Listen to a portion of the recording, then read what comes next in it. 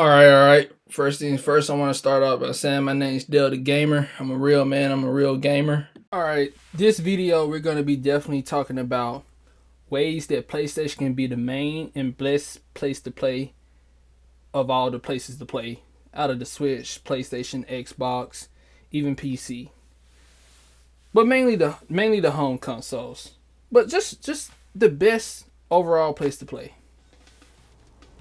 Alright, the first thing is that can make PlayStation the best place to play is come out with a portable system. I've been wanting a portable system for them ever since the Vita started becoming a little bit aged out. After like 5 years or so, the Vita, when the 2D indie games started becoming like more prominent on the system. That's when I was like, okay, we need another handheld from Sony. We never got it. We still haven't got it. I think it would be a great idea for Sony to come out with another portable system. I know, y'all like, well, we got the Steam Deck. I don't think the Steam Deck, for what it is, the Steam Deck is pretty cool, but it's not a proper handheld for me to where I would think I would enjoy it for what it is. I would like to be a full-fledged PlayStation portable system dedicated to these games that comes out on these systems on the system. And I just think personally, I think Sony can do it. I think Sony should try to do the handheld scene one more time. I don't think they would though, because you can play some of these PlayStation games on the Steam Deck and on other portable PC gaming tablets, but I think you will be able to play all of these games, and even the games that are just mandatory for this dedicated PlayStation device better and more optimized, in my opinion. And you still be able to be on PSN network, still have trophy progress, friend progress. For a person who never been on Steam or had a PC, getting a Steam that would just be so foreign to me. But having a portable system from PlayStation, another portable system, it'd be an extra addition to me, to where I won't be too far out of the ecosystem. I fit right in along with the ecosystem. But yeah, me personally, I think they need to do another portable. It would be great to play PlayStation games on the go and everywhere. Basically everywhere I want to go. I don't know if this system would be able to play PS5 games, but I know it can have some way to play PS4 games. I don't know where they be able to do have physical games for it. I know they definitely can do digital. That's the thing. I don't think they'll be able to have physical games available for this type of device I'm thinking of. But if they can think of a way to have physical games for it, I would love for them to do that, because I would love to collect physical games and have my own little games collection dedicated to this new portable system if they did one. But yeah, portable system, great. Great idea. I thought that it would be great for this system. It's just overall great in general for gamers who would love a portable system from PlayStation. Alright, the second thing that I think would make PlayStation the best place to play is free multiplayer. Free multiplayer. I think free multiplayer will go a long way with people if I just think if you tell everybody like, oh, I want a game system. Oh, you want a game system? I don't want to play for multiplayer. Let me tell you something right now. Nobody enjoys playing for multiplayer. As a person who's been playing for multiplayer ever since the PS4 launch, I done hated it every time paying for it. I just think it's one of the scummiest things that I gotta consistently do on a yearly basis, and find deals for the yearly memberships. I try to find deals for the yearly memberships, but I just think it's one of the most scummiest things that I participate willingly. And I know PC is able to have free multiplayer, but I guess one of the they said one of the benefits of you having free multiplayer is you don't have to deal with hackers and cheaters, and I don't buy that one little bit. I just don't buy it. I'm not somebody who's in this industry around the multiplayer scene, like, oh, to confirm is that true or not. But as a person who enjoy playing multiplayer, I don't like paying for it. I think it should be free, because I came from the PS3 days where a lot of those games was free multiplayer. Some of those games had Game Pass codes, but not that many. I just personally believe that it it sucks. It sucks paying for multiplayer. I think if you want to make your system the best place to play, you will make sure you have free multiplayer, and that's just it. Because nobody like paying for multiplayer. If somebody's debating on what system to get, and I think somebody told them, well, PlayStation, you can have you got free multiplayer. You can play any game for free online. I think that would do a whole lot. I think that would definitely do a whole lot. Okay, third thing. You guessed it. Full backwards compatibility. I think full backwards compatibility is one of those things where how have they not planned this already? I know. I think the PS3 is the main one giving them problems on how to emulate, and I understand that. But imagine if you was able to fully get PS1 and PS2 games to fully work on your system on the PlayStation 5, disc wise. I know you can definitely add digital downloads. They have been doing that, adding some games digital download for PS1 and PS2 games, but just labeling them as PS4/PS5 games.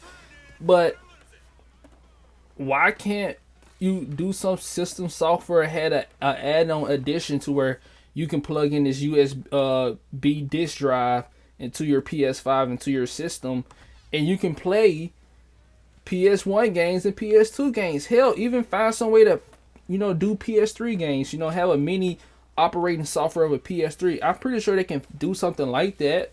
I don't know. I'm not an engineer. I'm not a software developer, but that would be cool if they can find a way to implement a way to play every home console, every past generation's game on one system.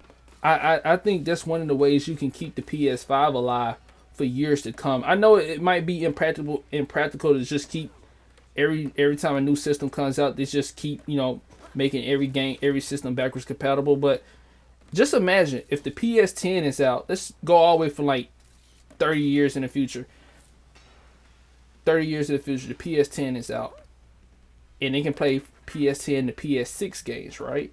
And then, but you can still be making PS5s if they still are in demand. Still make PS5s to where they can still play generations from 1 through 5, and then you have this system that can play generations 6 through 10.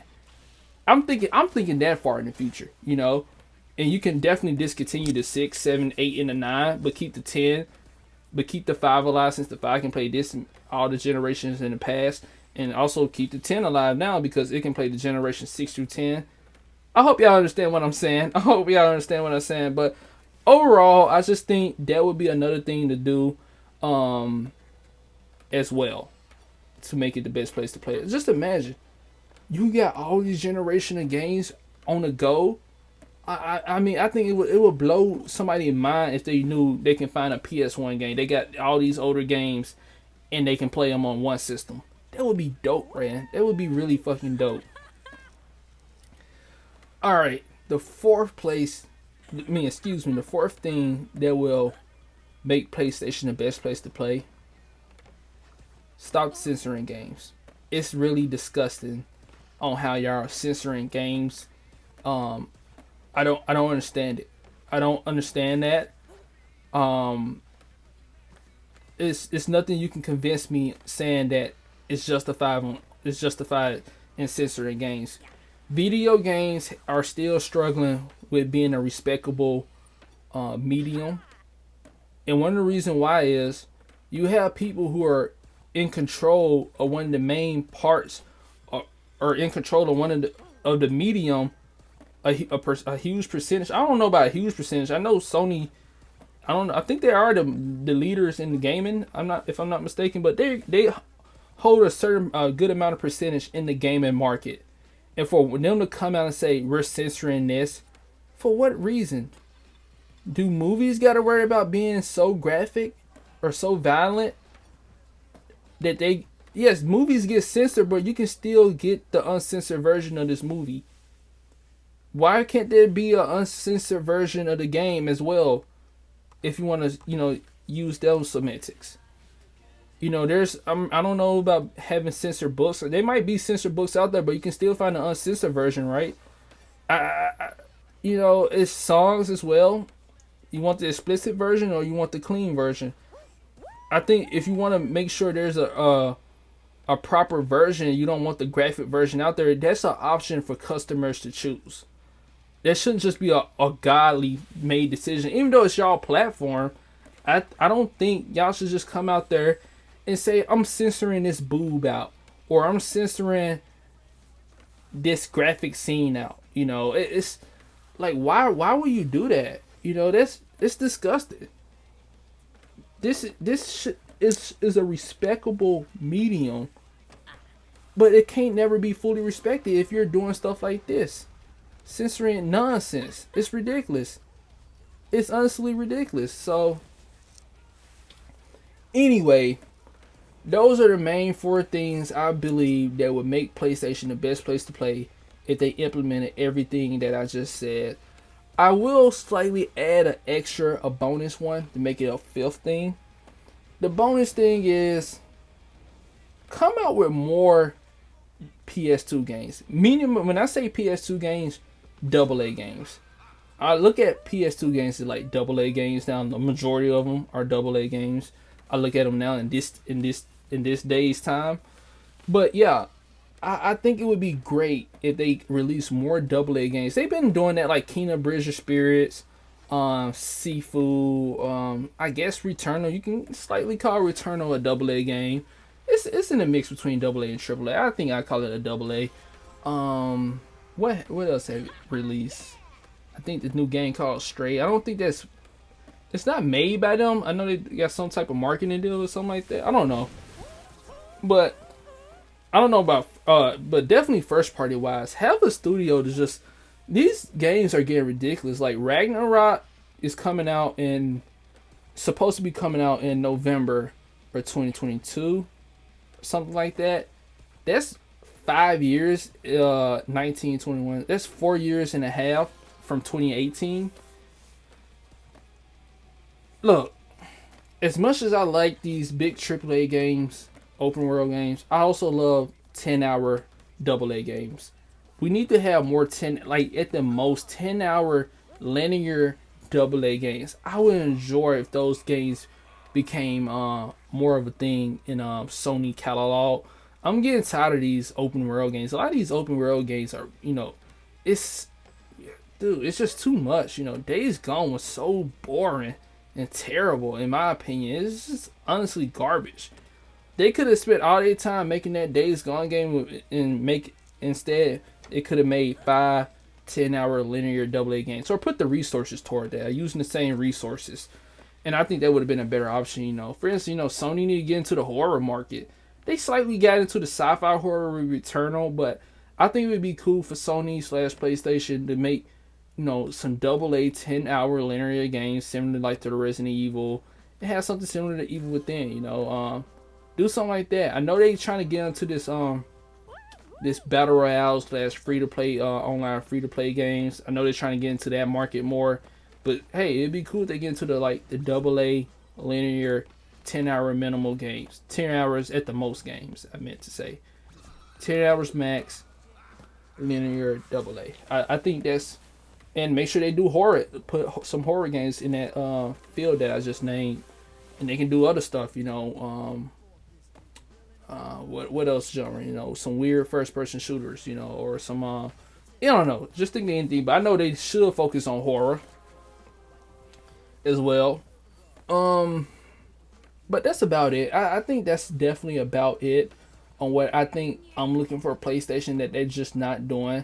Now the reason why I said this is because the reason why I made this video is because I just realized I am basically in every ecosystem, or plan on being on every ecosystem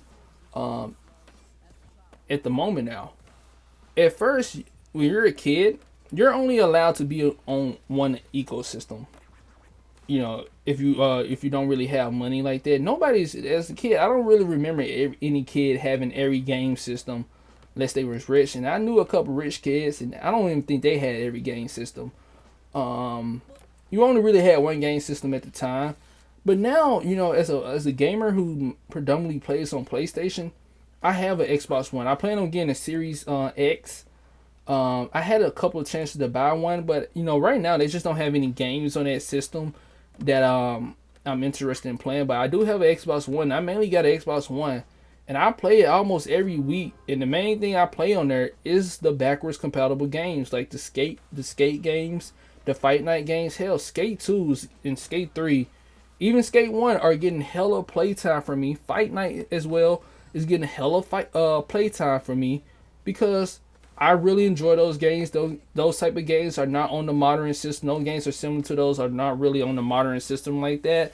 So playing them on the Xbox One backwards compatible is a huge draw in for me. And but I wouldn't be on the Xbox One. There's a few minimal Xbox only games that I like, but if it wasn't for backwards compatibility, I wouldn't had a desire to own an Xbox. I just wouldn't.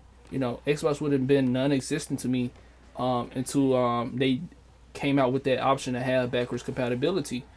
I just started. I got Steam. I only got Apple computers, so I only got Apple's computers. Not that many games work on Steam from Apple. I just recently downloaded Steam though to find some weird. In case you didn't know, I really want to find like really really crazy fucked up much like adult only type games, real mature only games that you won't find on the consoles, even on Xbox or Nintendo. But then again, you might. Another thing is I'm looking for those, so that's the main reason why I get Steam to play those weird, quirky games that's just out of this fucking world, nuts, and play those on Steam if I can find them. Because like I said, I'm on an Apple computer, and I'm pretty sure since they are the games that are available for Apple computers or Mac OS or whatever are stable to run. So I guess that'd be cool. But yeah, I just got into the Steam ecosystem a couple of days ago. Just browsing, trying to browse and figure out how to find these games that I'm looking for. Like I said, also like the main reason why I got Steam though is because they really don't censor stuff on there. You can find real crazy stuff on there, like but you can't find that on the consoles. Xbox as well. Another reason why I play Xbox is because they don't censor. I think something came out with DM's Devil May Cry, where PlayStation censored out this woman ass or boobs. Xbox didn't. As far as I'm concerned, Xbox doesn't censor games. That's another reason why I got an Xbox. Because if they got a censor, if there's a censored game that I want to play that's on PlayStation, I just get on Xbox or Steam or Switch or whatever. So yeah, those the reason why I got Xbox or Steam now. No, I don't have a Nintendo Switch at the moment. I do plan on getting one soon. It's because of the portability. I haven't been in the Nintendo Switch ecosystem. I mean, just the Nintendo ecosystem since 2010. The last system I had from them was a DS Lite, and I haven't had been in a ecosystem ever since. And the reason why I'm about to go back into Nintendo ecosystem is because they have a good amount of games, not first party wise. I think the only game first party wise from Nintendo that I'm interested in is Breath of the Wild and Bayonetta. All the other games I'm going to be playing from third party / indie developers. I'm not interested in any other Nintendo first party games. It just doesn't fit my interest. But yeah, the portability. I wouldn't be in these ecosystems because let's be honest, I'm only one person and I don't got that much free time. So I'm not trying to play in every ecosystem and have all these systems spending more money on systems and buying games. Got to figure out which the best place to buy this game. Imagine if this was all in one ecosystem. That's the key. As much as I'm a hardcore gamer, at the end of the day, I would just prefer to play in one ecosystem, but I'm not doing that no more. I haven't been doing it in a while because I have been having my Xbox for 5 years now. It's been 5 years since I had my Xbox One, and I've been enjoying it. It's a cool system. It's just exclusive wise, no games on there. I think Game Pass is cool. I will say that's another bonus right there. Game Pass. I do have a new subscription for PlayStation Plus because, like I said, PlayStation is my predominant place where I play. But Game Pass is cool. Like if I start reviewing more games and more games, I'm gonna most likely go ahead and get Game Pass if I can't find them on PlayStation for a good sale or whatever. But yeah, Nintendo Switch, I plan on getting that in the future just off the portability alone and the games I can play on the go. All right, thank y'all for listening. My name's Delta Gamer. I'm a real man. I'm a real gamer. Thanks for watching.